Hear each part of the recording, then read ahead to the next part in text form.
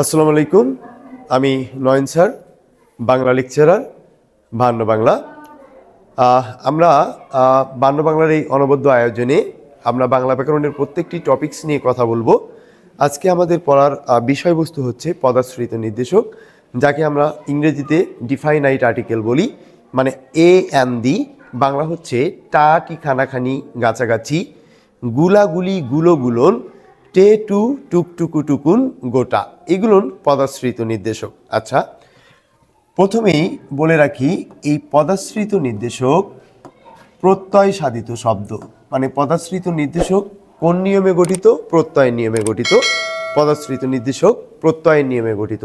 আচ্ছা, এবং বলা হয় এই পদাশ্রিত নির্দেশকগুলো কোন পদ? আচ্ছা, পদাশ্রিত নির্দেশকগুলো অব্যয় পদ। পদাশ্রিত নির্দেশকগুলো কোন পদ? অব্যয় পদ। আচ্ছা, এই অব্যয় পদ চেনার উপায় হচ্ছে তিনটি। অব্যয় পদ চেনার উপায় তিনটি। কিভাবে চিনব?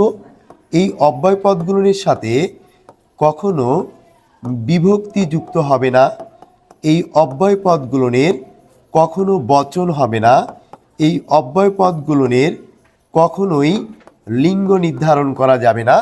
দ্যাট মিন্স পদাশ্রিত নির্দেশকগুলো পুরুষবাচক শব্দ না স্ত্রীবাচক শব্দ, এটা নির্ণয় করা যায় না। আর এগুলো নির্ণয় করা না গেলে, মানে কোনো একটি অব্যয় পদযুক্ত শব্দ, মানে যেটি অব্যয় পদ হয়ে থাকে, তাহলে সেইটার সাথে বিভক্তি যুক্ত করা যাবে না। যেমন আমি যদি বলি এবং, এবং কোন পদ? অব্যয় পদ। আপনারা খেয়াল করে দেখেন, এবং এর সাথে কখনো বিভক্তি যুক্ত করা যাবে না, এবং বচন হবে না। তার মানে এবং এক বচন না বহু বচন, এটা বোঝা যায় না, মানে এটা হয়ই না। এর লিঙ্গ নির্ধারণ করা যায় কিনা, তার মানে এবং পুরুষবাচক শব্দ না স্ত্রীবাচক শব্দ, এটা আমাদের বোঝা যায় না। আর এই তিনটি জিনিস বা তিনটি নিয়ম যদি কোনো শব্দের সঙ্গে না মিলে যায়, তাহলে তাকে আমরা কোন পদ বলবো? অব্যয় পদ বলবো। তাহলে বোঝা যাচ্ছে পদাশ্রিত নির্দেশকগুলো কোন পদ যদি আনসার বলে, তাহলে সেটি হবে অব্যয় পদ। এরপর যদি বলা হয় পদাশ্রিত নির্দেশক ব্যবহৃত হয় কিভাবে, তাহলে আনসার দিতে হবে প্রত্যয়ের ন্যায়। আনসার দিতে হবে প্রত্যয়ের ন্যায়। এখানে একটা দেখার বিষয়বস্তু হচ্ছে প্রত্যয় কি অ্যাকচুয়ালি। যেমন আমরা শব্দ বলি বোনাই, এই শব্দটি যদি ভাঙাই তাহলে হয় বন যোগ আই। এই যে আই প্রত্যয়টা আছে, এটা শব্দের শেষে বসেছে। আচ্ছা, এরকম যে কোনো একটা শব্দের সঙ্গে যদি আমি পদাশ্রিত নির্দেশক বসাই, তাহলে অর্থবোধক শব্দটি আলাদা করতে হবে এবং বাকি যে অংশটুকু আছে সেটি আলাদা করতে হবে। এইটা প্রত্যয়ের ঘর, এটা পদাশ্রিত নির্দেশক। তাহলে পদাশ্রিত নির্দেশক বসেছে কোথায়? প্রত্যয়ের ঘরে। তাহলে এই কারণেই বলা হয় পদাশ্রিত নির্দেশকগুলো কোন পদ? অব্যয় পদ। এবং বাক্যে ব্যবহৃত হবে কার মতো? প্রত্যয়ের মতো। যদিও বাজারে প্রচলিত যতগুলো বই রয়েছে, সব বইয়ে বাক্যে ব্যবহৃত হয় এটা কার মতো? আনসার দেওয়া আছে বিভক্তির ন্যায়। না, আমাদের পদাশ্রিত নির্দেশক চ্যাপ্টারের প্রথমেই দুটি শব্দ বলা আছে, কয়েকটি অব্যয় বা প্রত্যয়। তার মানে পদাশ্রিত নির্দেশকগুলো অব্যয় পদ এবং বাক্যে ব্যবহৃত হবে প্রত্যয়ের মতো। যেটা আমি আপনাকে দেখালাম, একটি বোনাই অর্থবোধক শব্দ থেকে শুধু বোন অর্থবোধক শব্দ আলাদা করেছি এবং প্রত্যয়কে আলাদা করেছি। একটির মধ্যে পদাশ্রিত নির্দেশক রয়েছে টি, এই টিটা প্রত্যয়ের ঘরে বসেছে। তার মানে এই টিটা অ্যাকচুয়ালি কার মতো ব্যবহৃত হবে? প্রত্যয়ের মতো ব্যবহৃত হবে। আপনাদের জ্ঞাতার্থে বলে রাখি, বাংলা ব্যাকরণের যত চ্যাপ্টার কিংবা অধ্যায় রয়েছে সবগুলোই প্রত্যয়ের মাধ্যমে গঠিত হয়। তার মানে সন্ধি কিভাবে গঠিত হয়েছে? সন্ধি প্রত্যয়ের মাধ্যমে গঠিত হয়েছে। পদাশ্রিত নির্দেশক কার মাধ্যমে গঠিত হয়েছে? প্রত্যয়ের মাধ্যমে গঠিত হয়েছে। যত চ্যাপ্টার আছে, সন্ধি, সমাস, কারক, পদ প্রকরণ, বাক্য প্রকরণ, বাচ্য, উক্তি, এগুলো সবগুলোই প্রত্যয় সাধিত শব্দ। ইভেন ব্যাকরণ শব্দটিও প্রত্যয় সাধিত শব্দ। ব্যাকরণ শব্দটিকে যদি আমরা ভাঙাই তাহলে হয় ব্যা যোগ করণ। ব্যা সন্ধির নিয়মে ভাঙে এবং করণ প্রত্যয়ের নিয়মে ভাঙে, এবং টোটাল ব্যাকরণ শব্দটা প্রত্যয়ের নিয়মে ভেঙে থাকে। তাহলে প্রশ্ন হলো, যে কোনো একটা শব্দ দিয়ে যদি জিজ্ঞাসা করে যে আসলে এই শব্দটি কিভাবে গঠিত হয়েছে, তাহলে সেটি আনসার দিতে হবে প্রত্যয়ের মতো। যেমন যদি প্রশ্ন করা হয় সন্ধি ব্যাকরণের কোন নিয়মে গঠিত, তাহলে সন্ধি বিচ্ছেদ হয়, সন্ধির আবার প্রকৃতি প্রত্যয় হয়। তাহলে সন্ধির কাজটা কি? সন্ধি আসলে আমাদের শব্দ ভাঙতে সহায়তা করে, কিন্তু আমরা জানি শব্দ গঠনের প্রধান প্রক্রিয়া তিনটি। একটি হচ্ছে প্রকৃতি প্রত্যয়, একটি হচ্ছে উপসর্গ, একটা প্রকৃতি প্রত্যয়, একটা উপসর্গ এবং আরেকটি হচ্ছে সমাস। এই তিনটি হচ্ছে শব্দ গঠনের মূল প্রক্রিয়া। আর শব্দ গঠনের মূল প্রক্রিয়ার মধ্যে সন্ধি নেই, সন্ধি হচ্ছে একটি সহায়ক প্রক্রিয়া। তার মানে পদাশ্রিত শব্দটি সন্ধি বিচ্ছেদ হবে পদ যোগ আশ্রিত, এবং আশ্রিতের প্রকৃতি প্রত্যয় হবে আশ্রয় যোগ ইত। তাহলে পদাশ্রিত শব্দটি ভাঙল সন্ধির মাধ্যমে, আবার এর প্রকৃতি প্রত্যয় হয়। ঠিক একইভাবে নির্দেশক, নির্দেশক শব্দটির সন্ধি বিচ্ছেদ নি বিসর্গ যোগ দেশক, এবং নির্দেশক শব্দটির প্রকৃতি প্রত্যয় নির্দেশ যোগ অক। তাহলে আমি বলেছি যে কোনো একটি শব্দ সন্ধির মাধ্যমে ভাঙবে, কিন্তু এর যদি প্রকৃতি প্রত্যয় হয় তাহলে সন্ধি কিভাবে গঠিত হয়েছে কখনোই সন্ধি আনসার দেয়া উচিত হবে না, এটা আনসার দিতে হবে প্রত্যয়। আচ্ছা, তাহলে এখানে আরেকটি গুরুত্বপূর্ণ বিষয় হচ্ছে বচন ভেদে। বচন ভেদে, বচন ভেদে মানে বচনের প্রকারভেদ। তাহলে বচন ভেদ বলতে আমরা কি বুঝাই? এক বচন, এক বচন এবং এবং অবশ্যই অবশ্যই কোন বচন? বহু বচন। তাহলে এক বচনে কিছু পদাশ্রিত নির্দেশক ব্যবহৃত হয়, সেগুলো হচ্ছে টা টি খানা খানি, টা টি খানা খানি, গাছা গাছা এবং এবং গাছি। তাহলে পদাশ্রিত নির্দেশকগুলো এক বচনে ব্যবহৃত হয়, সেই পদাশ্রিত নির্দেশকগুলো হচ্ছে টা টি খানাখানি গাছাগাছি। আচ্ছা, বহু বচনে কোন পদাশ্রিত নির্দেশকগুলো ব্যবহৃত হয়? বহু বচনে পদাশ্রিত নির্দেশক ব্যবহৃত হয় গুলা, এরপর গুলি, এরপর গুলো, এরপর গুলন। তাহলে এই হচ্ছে পদাশ্রিত নির্দেশক চ্যাপ্টারের বচনভেদ। মানে বচনভেদে পদাশ্রিত নির্দেশকগুলো বিভিন্ন রকম হয়ে থাকে, আমি লিখে দিয়েছি, দেখেন এগুলো হুবহু মুখস্থ করতে হবে। তাহলে এক বচনে কোন পদাশ্রিত নির্দেশকগুলো ব্যবহৃত হয়? টা টি খানাখানি গাছাগাছি। বহু বচনে কোন পদাশ্রিত নির্দেশকগুলো ব্যবহৃত হয়? গুলা গুলি গুলো গুলন। আরেকটি বিষয় রয়েছে, এটা বচনভেদ গেল, আরেকটি বিষয় রয়েছে পদাশ্রিত নির্দেশক, সেটি হচ্ছে কোনো কোনো কোনো সংখ্যা বা পরিমাণের, কোনো সংখ্যা বা পরিমাণের স্বল্পতা বোঝাতে, কোনো সংখ্যা বা পরিমাণের স্বল্পতা বোঝাতে। তাহলে কোনো সংখ্যা বা পরিমাণের স্বল্পতা বোঝাতে টে টু টুক টুকু টুকুন গোটা, টে টু টুকটুকু টুকুন গোটা, এগুলো কোনো সংখ্যা বা পরিমাণের স্বল্পতা বোঝাতে এই পদাশ্রিত নির্দেশকগুলো ব্যবহৃত হয়। তাহলে রিভিউ করছি, তাহলে পদাশ্রিত নির্দেশকগুলো এক বচনে টা টি খানাখানি গাছাগাছি, বহু বচনে গুলা গুলি গুলো গুলন, এবং কোনো সংখ্যা বা পরিমাণের স্বল্পতা বোঝাতে টে টু টুকটুকু টুকুন গোটা, এই পদাশ্রিত নির্দেশকগুলো ব্যবহৃত হয়। যেমন পরীক্ষায় প্রশ্ন এসেছিল এতটুকু তারে ঘরে এনেছিনু সোনার মতন মুখ। তাহলে এখানে এখানে এই যে এতটুকু, টুকুটা হচ্ছে পদাশ্রিত নির্দেশক। এখানে টুকু এর ব্যাকরণিক নাম কি প্রশ্ন এসেছিল, এটি হবে পদাশ্রিত নির্দেশক। যদি বলা হয় একটি কলম দাও, এখানে পদাশ্রিত নির্দেশক কি অর্থে ব্যবহৃত হয়েছে, এটা অনির্দিষ্টতা জ্ঞাপক, সেটা আমরা পরে বুঝবো। তাহলে যদি বলা হয় একটু শব্দের টু কি, পদাশ্রিত নির্দেশক। পদাশ্রিত নির্দেশক টু ব্যবহৃত হয়েছে কার মতো বাক্যে? প্রত্যয়ের মতো ব্যবহৃত হয়েছে, ইত্যাদি। আচ্ছা, তাহলে এই যে পদাশ্রিত নির্দেশকের প্রাথমিক আলোচনা ছিল, তাহলে পদাশ্রিত নির্দেশক প্রত্যয় সাধিত শব্দ। পদাশ্রিত নির্দেশকগুলো বাক্যে ব্যবহৃত হয় কার মতো? প্রত্যয়ের মতো। এক বচনে কোন পদাশ্রিত নির্দেশকগুলো ব্যবহৃত হয়? টা টি খানাখানি গাছাগাছি।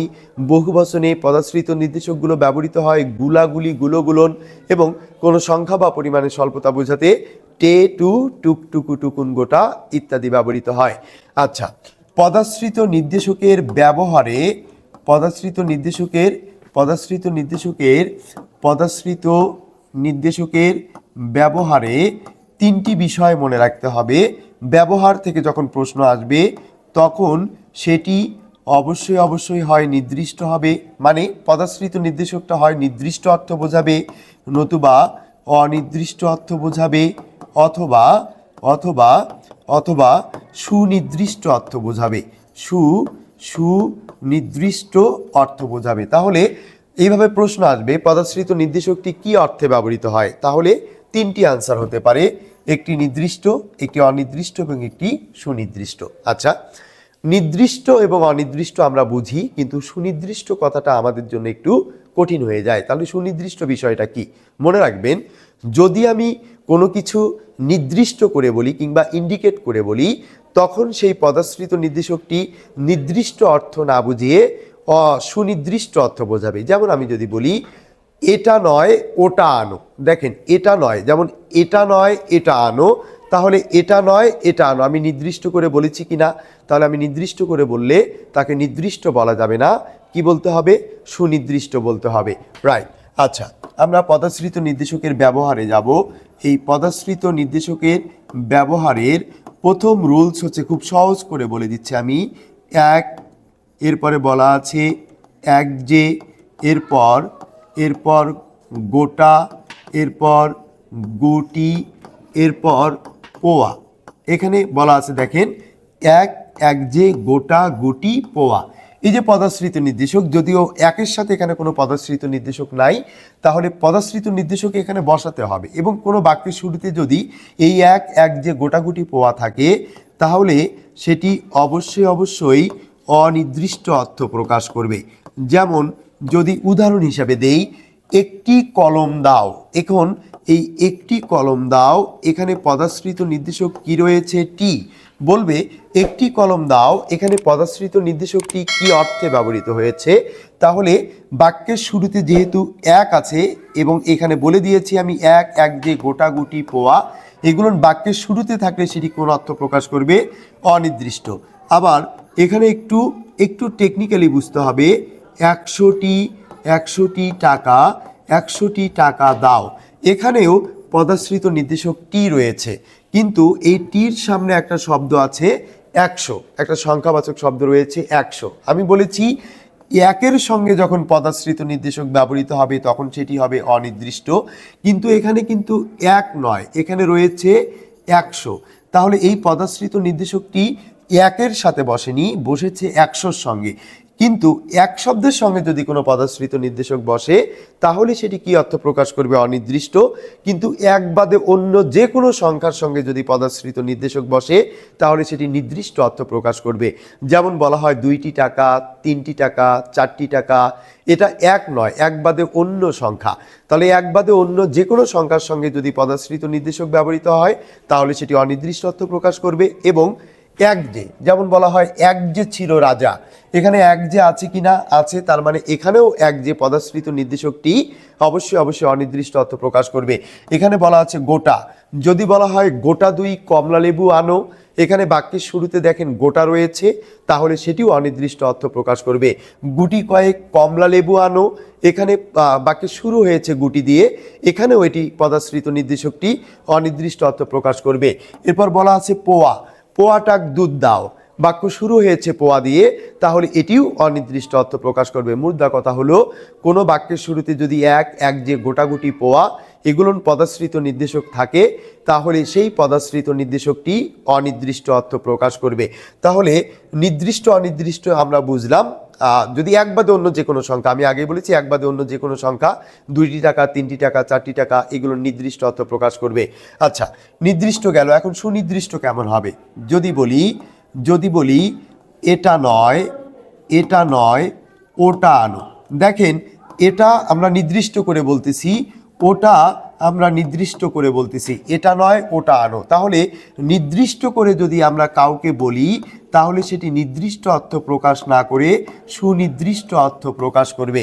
যেমন বলা যায় সেইটি ছিল আমার প্রিয় কলম, তাহলে অনেকগুলো কলমের মাঝখান থেকে আপনি কি বলেছেন? সেইটি, তার মানে আপনি কলমকে দেখিয়ে দিলেন, একটি মাত্র নির্দিষ্ট কলমকে দেখিয়ে দিলেন, তাহলে সেটি নির্দিষ্ট অর্থ প্রকাশ করবে না, সুনির্দিষ্ট অর্থ প্রকাশ করবে। যেমন স্টুডেন্টরা হরহামেশা একটি প্রশ্ন জিজ্ঞাসা করে, ভাইয়া একটি টাকা দাও, এখানে তো আমি নির্দিষ্ট করে বললাম না। দেখেন এখানে 2টি কলম আছে, আমি যদি জিজ্ঞাসা করি বা আপনারা আমাকে যদি জিজ্ঞাসা করেন ভাইয়া একটি কলম দেন, তাহলে আমি যে কোনো একটি কলম বের করলাম, তাহলে এটা কি হচ্ছে? যে কোনো একটা, তার মানে এখানে অনেকগুলো কলম আছে, যে কোনো একটা আমি বের করেছি, তার মানে কি হয়? অনির্দিষ্ট হয়।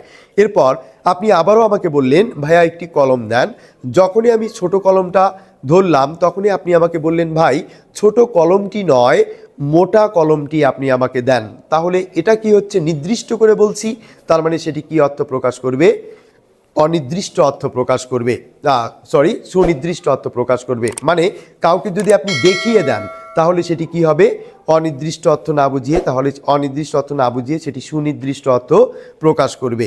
আচ্ছা, এখন নির্দেশক সর্বনামের পরে টা টি যদি যুক্ত হয়, যেটা আমি আগেই বলেছি, নির্দেশক সর্বনামের পরে টা টি ইত্যাদি যদি যুক্ত হয়, নির্দেশক মানে আপনি কাউকে ইন্ডিকেট করে বলতেছেন, নির্দেশ করে বলতেছেন, কাউকে দেখিয়ে দিচ্ছেন আঙ্গুল দিয়ে, তাহলে সেটি কি হবে, নির্দিষ্ট হবে না, সেটি কি হয়ে যাবে, সুনির্দিষ্ট হয়ে যাবে। তাহলে যাকে আপনি ইন্ডিকেট করে বলবেন সেটি কিন্তু নির্দিষ্ট হবে না, তাকে যদি ইন্ডিকেট করে বলেন সেটি সুনির্দিষ্ট অর্থ প্রকাশ করবে। আচ্ছা, যেমন আপনার ড্রয়ারে কিংবা হচ্ছে আপনার কাপড় রাখার জায়গায় অনেকগুলো কাপড় আছে, আপনি বললেন লাল শাড়িটি নয় নীল শাড়িটি বের করে আনো, তাহলে কিন্তু আপনি এটা নির্দিষ্ট করে বলছেন, তাহলে এখানে যে পদাশ্রিত নির্দেশক ব্যবহৃত হয়েছে সেটা অবশ্যই সুনির্দিষ্ট অর্থ প্রকাশ করবে। আচ্ছা, নিরর্থকভাবে কিছু পদাশ্রিত নির্দেশকও ব্যবহৃত হয়ে থাকে, নিরর্থকভাবে, যেমন বলা আছে সারাটি সকাল তোমার আশায় বসে আছি, তাহলে অ্যাকচুয়ালি সারাটি সকাল তোমার আশায় বসে আছি, এখানে যে মানুষটির জন্য আমি অপেক্ষা করে বসেছিলাম সেই মানুষটি কিন্তু সকালবেলা আসেনি, বিধায় আমি তাকে কি বলেছি, তাকে বলেছি সারাটি সকাল কিংবা সারাটি বিকেল কিংবা সারাটি রাত তোমার আশায় বসেছিলাম। এটা নিরর্থকভাবে ব্যবহৃত হয়েছে। আমি একটু অন্যভাবে বোঝানোর চেষ্টা করছি। ধরেন যদি আপনার যদি গার্লফ্রেন্ড আপনাকে বলে যে আজকে রহিম কিংবা হচ্ছে জামান কিংবা হচ্ছে রতন, তুমি আজকে আমার সাথে পার্কে 3 ঘটিকার সময় অপেক্ষা করবা, তাহলে 3 ঘটিকার সময় আমি ছেলে মানুষটা গেলাম, কিন্তু মেয়েটা আসলো 2 ঘন্টা পর, মানে 5টার সময় আসলো। তাহলে আপনি এই যে মেয়েটার জন্য যে 3টা থেকে 5টা পর্যন্ত থাকলেন, এই 2 ঘন্টা কি যে সার্থক নাকি নিরর্থক? যেহেতু আপনি একা একা বসেছিলেন, সময়টা আপনার পার হয়ে গিয়েছে, সেহেতু বোঝা যায় এই 2 ঘন্টা আপনি যে ব্যয় করলেন এটা নিরর্থক, এটা কখনো সার্থক হলো না। আচ্ছা, তাহলে যদি সার্থক না হয় তাহলে মেয়েটা 5টার সময় আসবে এবং আপনি মানবিমান করে থাকবেন, এবং মানবিমান করে থাকার পর মেয়েটি আপনার কাছে এসে আপনার অভিমান ভাঙানোর চেষ্টা করবে। আপনার অভিমান ভাঙানোর যখন চেষ্টা করবে তখন আপনাকে বলবে, বাবু দেখো না আকাশে সূর্য উঠেছে, যদিও দিনের বেলা সূর্য ওঠে, তারপরে বলবে দেখো না বাবু আকাশে চাঁদ উঠেছে, যদিও দিনের বেলা কোনো চাঁদ ওঠে না, মানে আপনার অভিমান ভাঙানোর চেষ্টা করবে। কিন্তু তখন আপনি রাগান্বিত হয়ে কিন্তু বলবেন, কি জন্য আমাকে 3টার সময় ডেকেছিলে, ঠিক সেই কারণটি বলো, ন্যাকামিটা রাখো। তাহলে দেখেন, সারাটি সকাল তোমার আশায় বসেছিলাম, ন্যাকামিটা রাখো, এই দুটি বাক্য একটি বাক্য আরেকটা বাক্যের সঙ্গে রিলেটেড। তাহলে এভাবে বলা যায় এই দুটি বাক্যের মধ্যে যে পদাশ্রিত নির্দেশক টি ব্যবহৃত হয়েছে তাহলে এটা নিরর্থকভাবে ব্যবহৃত হয়েছে। এইটা গেল। তাহলে আরেকটা বিষয় হচ্ছে, যদি কোনো কবিতার লাইনে পদাশ্রিত নির্দেশক ব্যবহৃত হয়, যেমন আমি অভাগা এনেছি বহিয়া নয়ন জলে ব্যর্থ সাধন খানি, এখানে খানি পদাশ্রিত নির্দেশক, আমরা জানি টাটি খানাখানি গাছাগাছি, তাহলে কবিতার লাইনে যদি খানি থাকে তাহলে সেই পদাশ্রিত নির্দেশকটি বিশেষ অর্থে নির্দিষ্টতা জ্ঞাপনে ব্যবহৃত হবে, বিশেষ অর্থে নির্দিষ্টতা জ্ঞাপনে ব্যবহৃত হবে। তাহলে যদি কবিতার লাইনে কোনো পদাশ্রিত নির্দেশক থাকে আপনারা এক কথায় বলে দেবেন এটি বিশেষ অর্থে নির্দিষ্টতা জ্ঞাপনে ব্যবহৃত হবে। আচ্ছা, তাহলে এই হচ্ছে আমাদের পদাশ্রিত নির্দেশকের ব্যবহার। এবং সবার শেষে আরেকটি কথা মনে রাখতে হবে, কেতা, এরপরে তা, এরপরে পাটি, কেতা তা পাটি, এখানেও যে পদাশ্রিত নির্দেশকগুলো ব্যবহৃত হয়েছে এখানেও কি হবে, বিশেষ অর্থে নির্দিষ্টতা জ্ঞাপনে ব্যবহৃত হবে। যেমন একটা কাগজেনো, এক পাটি যে কোনো একটা জিনিস আনতে বলবে আপনাকে, এটাও কোনো সমস্যা নয়। তারপরে কেতা আছে, এই যে তিনটা পদাশ্রিত নির্দেশক রয়েছে, তাহলে এই 3টি পদাশ্রিত নির্দেশকও কী অর্থে ব্যবহৃত হবে, বিশেষ অর্থে নির্দিষ্টতা জ্ঞাপনে। তাহলে প্রথম থেকে আমি একবার রিভিউ দিচ্ছি, পদাশ্রিত নির্দেশকগুলো কোন পদ, অব্যয় পদ, পদাশ্রিত নির্দেশকগুলো বাক্যে ব্যবহৃত হয় কার মতো, প্রত্যয়ের মতো। তাহলে একটু শব্দের টু এর ব্যাকরণিক নাম কি, পদাশ্রিত নির্দেশক। একটু শব্দের টু বাক্যে ব্যবহৃত হয়েছে কার মতো, প্রত্যয়ের মতো। আচ্ছা, এবং পদাশ্রিত নির্দেশকগুলো বচন ভেদে বিভিন্ন রকম হয়ে থাকে, এক বচনে টাটি খানাখানি গাছাগাছি এগুলোন ব্যবহৃত হয়। বহু বচনে গুলাগুলি গুলোগুলোন এগুলোন ব্যবহৃত হয়। কোনো সংখ্যা বা পরিমাণের স্বল্পতা বোঝাতে টে টু টুকটুকু টুকুন গোটা ইত্যাদি ব্যবহৃত হয়। এবং পদাশ্রিত নির্দেশকের ব্যবহারে আমরা শিখেছি এক এক যে গোটাগুটি পোয়া এগুলো যদি বাক্যের প্রথমে থাকে তাহলে সেটি অনির্দিষ্ট অর্থ প্রকাশ করবে। এবং আপনি যদি এক বাদে অন্য যে কোনো সংখ্যার সঙ্গে পদাশ্রিত নির্দেশক থাকে তাহলে সেটি অনির্দিষ্ট অর্থ প্রকাশ না করে নির্দিষ্ট অর্থ প্রকাশ করবে। নির্দিষ্ট অর্থ প্রকাশ করবে তখন এক এক যে গোটাগুটি পোয়া এগুলো কি অর্থ প্রকাশ করবে? অনির্দিষ্ট অর্থ প্রকাশ করবে। এবং এক বাদে অন্য যে কোনো সংখ্যার সঙ্গে যদি পদাশ্রিত নির্দেশক ব্যবহৃত হয় তাহলে সেগুলোর নির্দিষ্ট অর্থ প্রকাশ করবে। আচ্ছা, এরপর বলেছিলাম নিরর্থকভাবে পদাশ্রিত নির্দেশকের ব্যবহার। সারাটি সকাল তোমার আশায় বসে আছি, ন্যাকামিটা রাখো, এই দুটি বাক্য যদি কবিতায় কোনো পদাশ্রিত নির্দেশক ব্যবহৃত হয় তাহলে সেটি বিশেষ অর্থে নির্দিষ্টতা জ্ঞাপনে ব্যবহৃত হবে। এবং এবং যদি কেতা তা পাটি থাকে তাহলে এই তিনটিও বিশেষ অর্থে নির্দিষ্টতা জ্ঞাপনে ব্যবহৃত হবে। এই ছিল আজকে আমাদের পদাশ্রিত নির্দেশক চ্যাপ্টারের মোটামুটি আলোচনা। এবং পদাশ্রিত নির্দেশক চ্যাপ্টার থেকে যদি প্রশ্ন আসে তাহলে আমাদের ভুল না করাই শ্রেয়। 2010-11 সেশন ঢাকা বিশ্ববিদ্যালয়ের প্রশ্ন এসেছিল একটি কলম দাও। এখানে খেয়াল করে দেখেন, একটি কলম দাও, এখানে পদাশ্রিত নির্দেশক রয়েছে টি এবং এর সামনে রয়েছে এক। তাহলে আমরা জানি এক শব্দের সঙ্গে টাটি খানাখানি গাছাগাছি এগুলো যদি যুক্ত হয়, কোনো পদাশ্রিত নির্দেশক যদি ব্যবহৃত হয় তাহলে সেটি অনির্দিষ্ট অর্থ প্রকাশ করবে। ওকে, থ্যাংক ইউ ভেরি মাচ।